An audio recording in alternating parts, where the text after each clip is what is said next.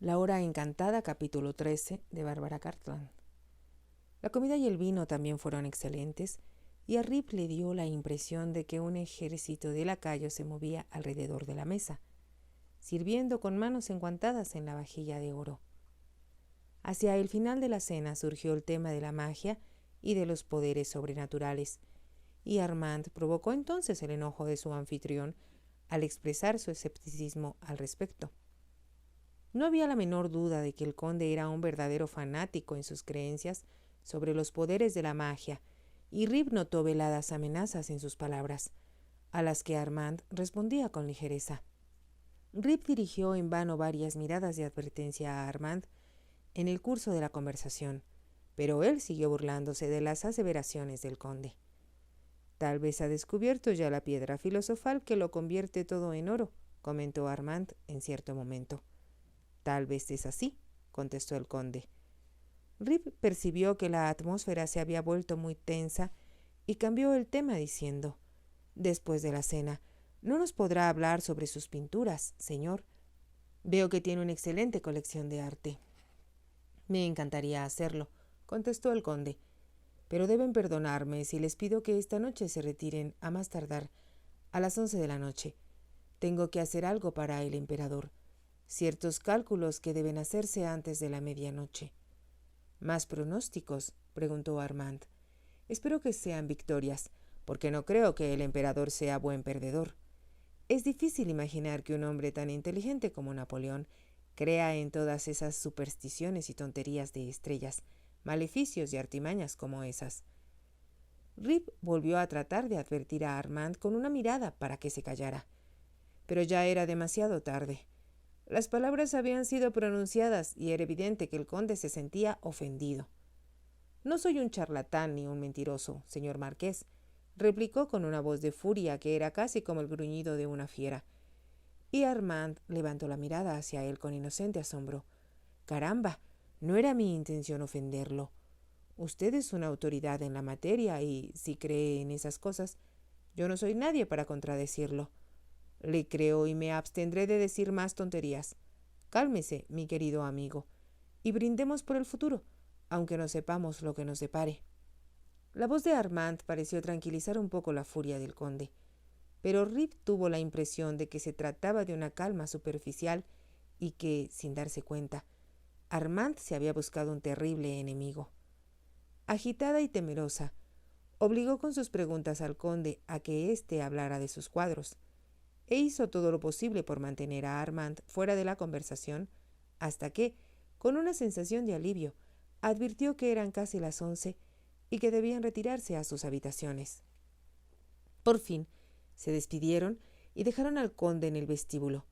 Rip y Armand subieron la ancha escalera hacia sus dormitorios, y cuando habían llegado ya al pasillo, y su anfitrión no podía escucharlos, ella murmuró: «Necesito hablar contigo». «Iré a tu habitación en 5 minutos», contestó Armand con voz baja. El fuego en la cámara de la reina estaba encendido, y en los candelabros que había sobre el tocador y los que estaban junto a la cama brillaba la luz de las velas, pero la sombría habitación se sentía fría. Al entrar, Rip miró temerosa hacia el panel secreto, pero todo parecía estar en orden. Después de despedir a la doncella que la esperaba, se sentó en una silla baja, cerca de la chimenea, preguntándose si Armand creería todo lo que iba a decirle. Un leve llamado a su puerta la hizo ponerse de pie de un salto y correr a través de la habitación para abrirla. Era Armand, y el solo hecho de verlo la tranquilizó. «Oh, me alegra mucho que hayas venido», exclamó Rip. Lo hizo entrar y cerró la puerta con llave. «¿Qué te preocupa tanto?», preguntó él. «Vi tu cara durante la cena y comprendí que estabas diciendo tonterías. Pero, ¿qué importa? Ese tipo es un tonto pomposo, sin sentido del humor. No te puedes casar con él y mañana se lo voy a decir». Rip lanzó un leve suspiro que era a la vez risa y sollozo. «Oh, Armand, tomas todo a la ligera. Nada parece perturbarte». «¿Y qué quieres que haga?», preguntó él de buen humor. «¿Que grite de miedo al ver mi propia sombra? ¿O que crea todas esas tonterías con que el conde engatusa al emperador? Mago, pamplinas. Estoy seguro de que no sabría hacer ni el más sencillo truco de salón. En eso está equivocado, respondió una voz con suavidad. Rip contuvo un grito. La interrupción era tan inesperada que se asustó, pero, cuando volvió la cabeza, advirtió que el panel secreto había vuelto a abrirse y que la mujer que había visto horas antes avanzaba con lentitud hacia ellos. ¿Quién es usted? ¿Qué quiere?, preguntó Armand, poniéndose de pie de un salto. Aún él parecía haberse asustado ante la repentina interrupción y la extraña apariencia de la mujer que avanzaba hacia ellos. Ya no llevaba el peinador malva, sino un vestido de una tela oscura, pero transparente, cubierta con signos cabalísticos bordados en plata. Sobre el pecho, pendiente de su cuello, había una cruz suástica de rubíes rojo sangre, con una cadena de brillantes. Llegó ante ellos antes de volver a hablar. Su voz era baja y ronca, y tenía cualidad casi hipnótica por su profundidad y resonancia. «Le advertí esta tarde», dijo a Rip, «pero no quiso hacerme caso. Si es inteligente, se irá ahora, en el acto. Si espera hasta mañana, será demasiado tarde, y nadie podrá salvarla». Rip descubrió sorprendida que se aferraba con fuerza a la mano de Armand, a pesar de que no se había dado cuenta siquiera de que se había acercado a él. «¿Por qué quiere que mi hermana se vaya de aquí?», preguntó Armand. La mujer lo miró. «Porque está en peligro», contestó con sencillez. «Y usted también, señor. Lo amenaza un peligro, la prisión y la muerte». Rip lanzó una leve exclamación. «¿Por qué dice eso? Dígame, ¿por qué lo dice?». La mujer parpadeó, como si estuviera despertando de un sueño. «No lo sé», respondió con voz pesada. «Lo vi con claridad por un momento, pero ahora ha desaparecido. El peligro es para usted, señorita, no para su hermano. Es usted quien debe irse ahora mismo». «¿Pero por qué?», preguntó Rip. «Debe explicarse, darme una razón para hacerlo». «Sí, porque trata de salvar a mi hermana del peligro que dice que la amenaza», preguntó Armand. «No lo hago por ella», contestó la mujer. «Lo hago por Giles, porque he trabajado para él, porque en el pasado nos amamos y quisiera salvarlo del pecado final contra Dios. No hay ya salvación para mí, pero por él cree, porque tiene completa fe en lo que hace. Hay esperanza para él si no comete el mayor crimen de todos». «¿Y cuál es?», preguntó Armand. La mujer miró por encima del hombro, como si temiera ser escuchada. Extendiendo los brazos, puso una mano en un brazo de Rip y la otra en el de Armand. Los dedos estaban fríos y Rip se estremeció a su contacto. «Escuchen, hijos míos», dijo. «Soy Marie Madeleine, y hace muchos años Gilles de Durieux fue mi amante. Yo era joven cuando me trajo por primera vez aquí, y aunque no era muy religiosa, creía en Dios, pero el amor que sentía por Gilles fue más poderoso y me condujo a hacer todo lo que él me pidió». Rip y Armand escuchaban con atención y la mujer continuó diciendo: «Lo que al principio parecía un simple pasatiempo se convirtió en una obsesión. Tenía poderes naturales, es cierto, y era clarividente. Encontró viejos libros sobre nigromancia que le revelaron los misterios de la hechicería, y conoció a otros hombres tan conocedores y hábiles como él. Me convertí en su cómplice, su esclava, una criatura sin voluntad propia. Seguía enamorada de él, pero empecé a tener miedo al ver a qué extremos lo estaba llevando el deseo de poder. Poder sobre los vivos y sobre los muertos. Eso es lo que Giles desea, y está dispuesto a arriesgarlo todo por obtenerlo». «Pero, ¿qué tiene eso que ver?», empezó a decir Rip, pero la mujer la calló con un gesto autoritario. «No hay tiempo para preguntas», respondió. «Solo tenemos unos minutos. Hace 3 años, Giles tuvo acceso de algún modo a un antiguo manuscrito paleográfico que una sociedad secreta, poseedora de grandes poderes mágicos, había ocultado por siglos enteros. Según el manuscrito, para obtener la iniciación final, Se precisaba hacer un sacrificio supremo, matar a su hijo primogénito, que debía concebir una virgen, nacida bajo ciertos planetas y de su misma clase social por nacimiento. Giles empezó a buscar a una joven que respondiera a esta descripción, pero no le fue fácil encontrarla. Rip se estremeció al escucharla. Sí, dijo Marie Madeleine, adivinando lo que pensaba. Fue a usted a quien seleccionó por fin. Me dijo que, cuando la vio envuelta en una gran luz blanca, comprendió que había sido enviada para que él la encontrara. Realizó investigaciones sobre su nacimiento y descubrió que había nacido en la época adecuada, y desde ese momento no ha descansado hasta que usted le prometió casarse con él. Marie Madeleine miró a su alrededor para asegurarse de que nadie la escuchaba y prosiguió su relato. Mañana en la mañana usted recibirá una comunicación del emperador ordenándole que se case con el conde antes del mediodía. Es el tipo de orden que nadie se atreve a desobedecer. Por eso le suplico que escape ahora. Váyase ahora mismo del castillo. Pero, ¿cómo podemos estar seguros de que nos está diciendo la verdad?, preguntó Armand. La mujer levantó los ojos hacia él y su arrugado rostro era infinitamente patético. No lo culpo por hacerme esa pregunta, señor. Giles ya ha comenzado las ceremonias diabólicas que deben tener lugar a fin de estar listo para casarse con su hermana. Si supiera que les estoy revelando esto, me mataría. No tengo miedo a morir, pero temo por su alma, que ya ha dedicado al demonio y a la que debo salvar. Vengan conmigo, si lo desean, pero no hagan ningún ruido, porque si nos descubre estaremos perdidos, y no habrá salvación posible ni para ustedes ni para mí. Tomó una vela y pareció dispuesta a conducirlos por el pasadizo secreto por el que había llegado, pero Rip oprimió con fuerza el brazo de Armand. No quiero ver nada de eso. Por favor, Armand, creo que ella dice la verdad. Vámonos de aquí. No hay tiempo que perder.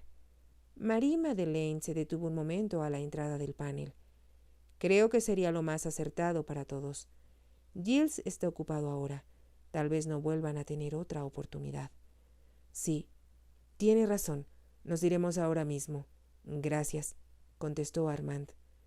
Un segundo después, el panel secreto se corría, y él y Rip se quedaron de nuevo solos. Al volverse a mirarlo, ella comprendió que la languidez y el aire de aburrimiento característicos de Armand habían desaparecido.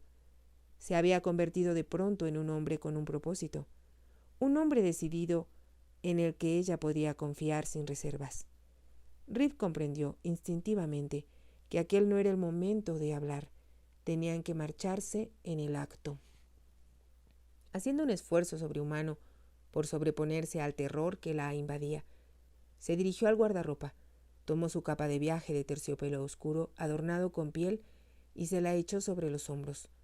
No había tiempo de preocuparse por nada más.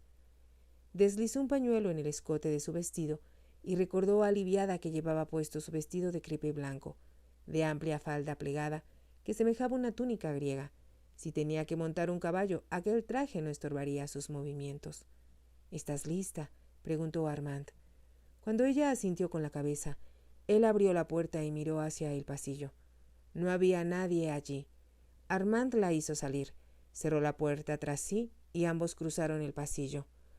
A Armand le tomó solo unos minutos encontrar una bolsa llena de dinero y tomar su capa de viaje. Ahora podían marcharse, pero sería difícil escapar del castillo. Armand miró por encima de la barandilla de la escalera. Había velas encendidas en el amplio vestíbulo, pero no se veía a nadie. A toda prisa, él y Rip bajaron por la escalera y, cruzando el gran vestíbulo, llegaron a uno más pequeño que había a la entrada. Armand acababa de levantar la mano hacia los cerrojos y cadenas que aseguraban la puerta del frente, cuando escucharon afuera el sonido de pisadas de caballos. Alguien llegaba. Se sujetaba a los caballos en el patio de afuera y percibieron el ruido de los arneses y la voz de un hombre que daba órdenes. Luego, el ruido de pisadas que subían la escalinata de mármol. Rip miró a Armand y ambos comprendieron que no había tiempo que perder. Rápidamente, él la hizo volver hacia el gran vestíbulo y, con un ágil movimiento, Apartó un largo cortinaje de terciopelo que cubría el ventanal más cercano a la puerta. Ella se ocultó tras él, y Armand hizo lo mismo. Y en aquel momento escucharon las pisadas que se acercaban por el pasillo que comunicaba el gran vestíbulo con las habitaciones de la servidumbre. Rip sintió que la ahogaba el terror. No podía ver nada, pero escuchó las pisadas del lacayo que pasaba frente a su escondite, y lo oyó abrir los cerrojos y la pesada puerta. Un hombre dijo entonces con voz imperiosa: «Debo hablar ahora mismo con el conde Gilles de Durieux». «El señor conde está muy ocupado en estos momentos, señor». Ahora se oía el ruido de fuertes pasos resonando en la habitación, como si alguien hubiera empujado a un lado al lacayo y hubiera entrado a la fuerza en el castillo. «Diga al conde, con todo mi respeto, que el capitán Etienne, de la guardia personal del emperador, desea hablar con él inmediatamente. Viene aquí por orden expresa del emperador para un asunto de la mayor urgencia». «Muy bien, señor». Otro hombre se había unido al primero. Era evidente, pues Rip podía escuchar el rumor de sus espuelas. «¿Se quedó Prevost con los caballos?», preguntó un hombre. «Sí, parece que los palafreneros de aquí ya se acostaron, porque no esperaban visitas». «Sí, sobre todo con malas noticias. Esta es una misión desagradable. Ojalá el emperador hubiera escogido a otros para realizarla». «Todo es parte del trabajo», contestó el capitán Etienne. «Debo confesarte que el tipo me simpatizaba. Hablé con él un par de veces en Fontainebleau. Mullins dice que sospechó de él desde el principio». «Oh, eso es siempre fácil de decir. Además, quizá todo sea una mala interpretación. La duquesa de Monestier está segura de que es un espía. Esa es una forma muy sencilla de deshacerse de los enamorados que le aburren», repuso el capitán Etienne con visible menosprecio. Rip sintió como si una mano helada le apretara el corazón. Al principio había temido que ella y Armand fueran descubiertos en el momento de escapar, pero ahora tenía miedo de algo mucho más siniestro. Se escucharon nuevos sonidos de pisadas que se acercaban y la voz furiosa y aguda del conde, que hablaba en un tono histérico. «Me informan, caballeros, que están ustedes aquí por órdenes del emperador. Han llegado en un momento muy inoportuno para mí». «Le rogamos nos disculpe, señor conde», contestó el capitán Etienne, «pero por órdenes del emperador vinimos a arrestar a uno de sus huéspedes, a un hombre que se hace llamar Marqués de Aucheron». «¿Pero por qué van a arrestarlo?» «Se cree que es un impostor. El emperador ha recibido información en el sentido de que no es el Marqués de Aucheron». «Es la cosa más extraordinaria que he oído en mi vida», exclamó el conde. «El marqués es medio hermano de la dama con quien voy a casarme. Debo tener pruebas de lo que dicen antes de permitir que lo insulten con tales acusaciones». «Le han sido proporcionadas al emperador, señor, según tengo entendido, tanto por la duquesa de Monestier como por el conde Metternich, el embajador de Austria.